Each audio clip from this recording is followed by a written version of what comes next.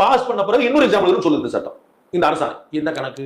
திமுக தேர்தல் அறிக்கையில நாங்க இந்த அரசாணை ரத்து. ஆசிரியர் தகுதி தேர்வு எழுதி தேர்ச்சி பெற்றவர்களுக்கும் பணி வழங்காதவர் தான் இந்த பள்ளி கல்வித்துறை அமைச்சர்.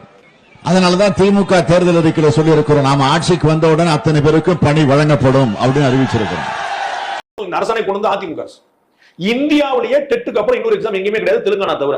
இந்தியா முழுக்க இருக்கக்கூடிய நீட்டை ஏத்துக்க மாட்டீங்க, இந்தியாவில எங்கேயுமே இல்லாத டெட்டுக்கு அப்புறம் எக்ஸாம் எழுதுன்னு சொல்றீங்க. என்ன கணக்கு சொல்லுங்க? நீட் ரத்து பண்ணுவோம்னு பிஜேபி சொல்லல, ஆனா டெட் ரத்து பண்ணுவோம், சரி அரசாணை 149 ரத்து பண்ணுவோம் நீங்க சொன்னீங்களே.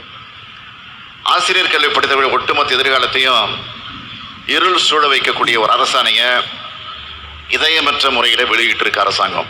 எனவே அதை திரும்ப பெற்றிட வேண்டும் என்று நான் தொடர்ந்து கூறிட்டு இருக்கிறேன். உங்கள் பக்கம் திமுக என்றும் துணையாக நிற்கும். ஆகவே கவலைப்படாதீங்க. திமுக ஆட்சி காலத்தில் ஆசிரியர் சமூகத்தின் அனைத்து கவலைகளும் போக்கப்படும்.